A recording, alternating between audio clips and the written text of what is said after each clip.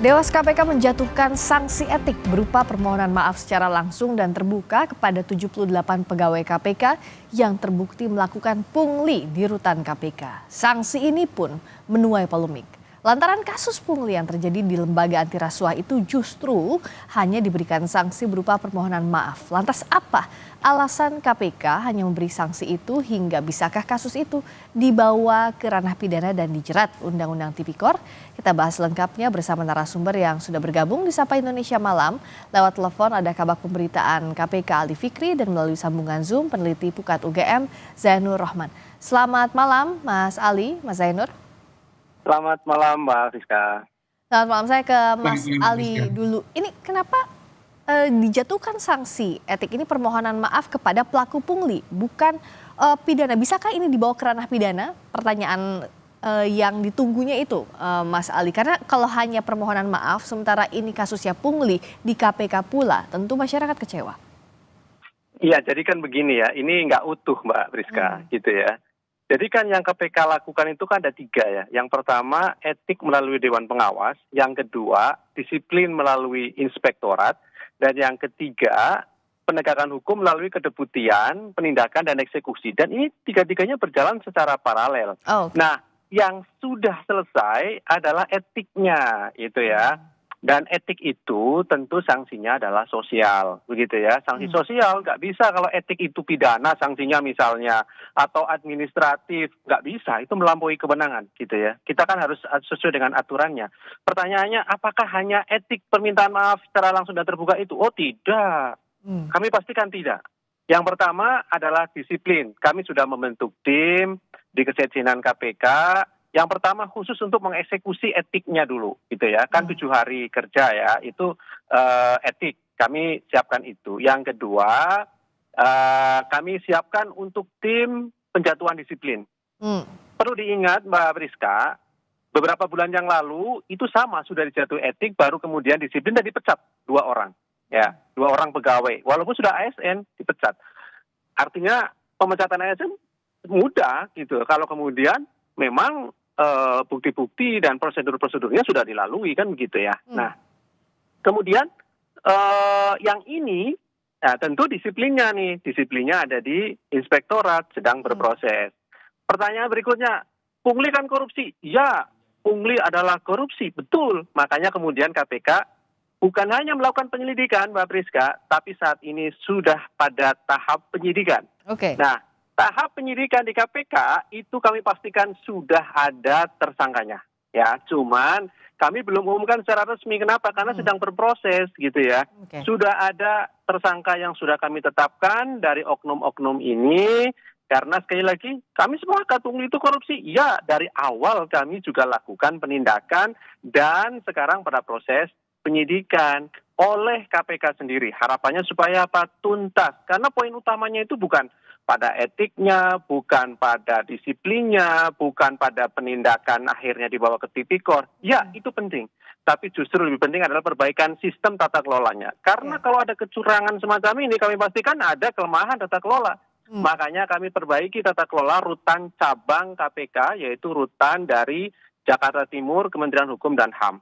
Nah, ini yang KPK lakukan. Secara paralel ditegaskan bahwa itu sedang dilakukan etik, disiplin, dan juga pidananya. Begitu ya, Mas Ali? Betul, tepat Mbak Priska. Jadi jangan cuma bicara etik kenapa permintaan maaf doang gitu ya, tapi seluruhnya gitu. Justru itu merupakan tindakan tegas bagi kami sebagai komitmen bahwa tidak ada toleransi bagi oknum yang melakukan apapun, baik etik, disiplin maupun pidana. Penjelasan ini yang ditunggu. Artinya Mas Zainur, kalau paralel sekarang yang sudah dilakukan oleh KPK, apa yang perlu masyarakat awasi agar semua ini berjalan sesuai tracknya?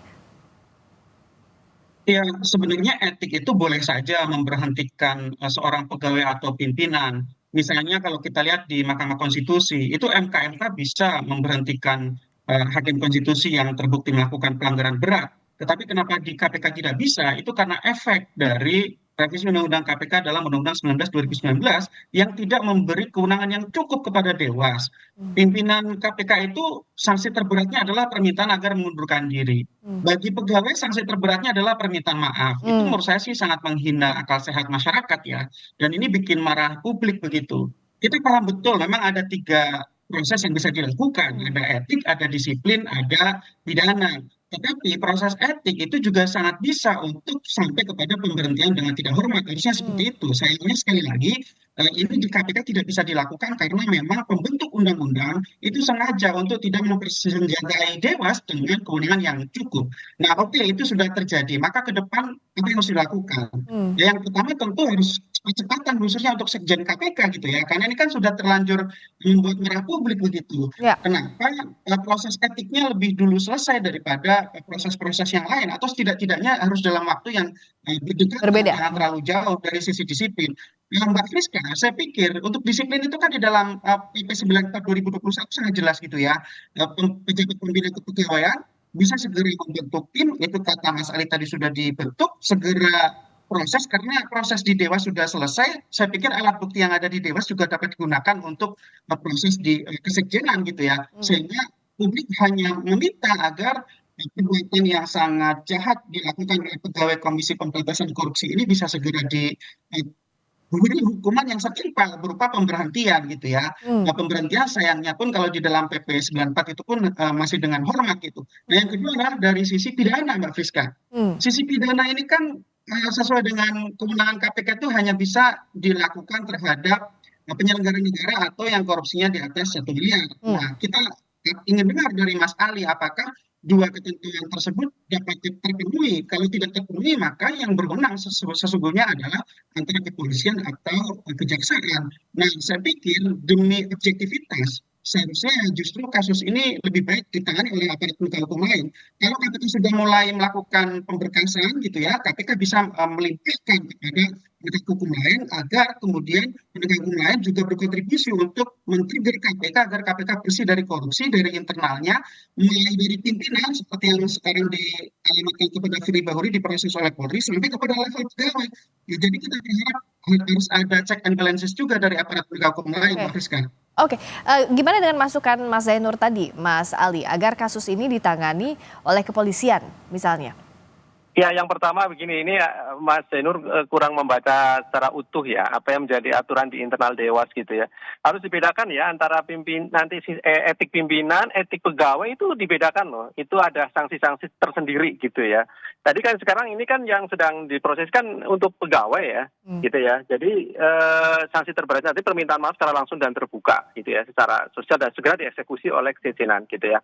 Kemudian yang kedua, kalau kita berbicara mengenai kewenangan KPK, ini persoalan yang sebenarnya nanti ranahnya sebenarnya diuji pada proses pra-peradilan dan sebagainya begitu ya. Tetapi kami mempunyai argumen gitu ya bahwa kenapa kemudian KPK bisa menangani perkara ini sesuai dengan pasal 11. Satu yang berbicara bahwa ini bukan berbicara mengenai kerugian keuangan negara. Jadi kita nggak berbicara 1 miliar lebih ya gitu ya, karena memang ini bukan kerugian keuangan negara. Ini kan suap, pungli dan lain-lain tidak Pungli ada dalam rutan. keuangan negara ya. Yang pertama itu. Yang kedua, kewenangan KPK adalah penegak hukum, maka kemudian rutan, lapas adalah bagian dari satu sistem criminal justice system gitu ya, dalam hukum pidana gitu. Dari hulu sampai hilirnya itu bagian dari satu sistem penegakan hukum. Sehingga kami mempunyai argumentasi bahwa petugas rutan, petugas lapas begitu. Karena ini kan terdiri dari beberapa ASN dari Kumham dan bahkan dugaannya kan kemudian melibatkan kepala rutan begitu ya. Sehingga kami berpendapat bagian dari penegak hukum. Nah, penegak hukum tentu menjadi kewenangan KPK untuk bisa melakukan proses penyidikan, dan penuntutan. Nah, ini saya kira ini sih perdebatan yang nanti bisa diuji begitu ya. Okay. Tetapi tentu KPK ketika melakukan proses penyidikan yang berjalan ini, kami memiliki argumentasi yang kuat, didukung dengan bukti-bukti, alat bukti, dan bahkan kemudian ahli-ahli hukum pidana begitu ya. Okay. Itu Mbak Priska. Sekali lagi apa yang kemudian kami lakukan adalah ini justru bagian dari bersih-bersih di internal KPK untuk ke depan mengevaluasi sistem pengelolaan tata kelola rutan itu menjadi poin penting karena KPK memiliki kajian Mbak Priska bahwa memang rawan korupsi, makanya ini kan terjadi sebenarnya bahkan Bukan hanya 2018 ini kan yang terstruktur gitu ya.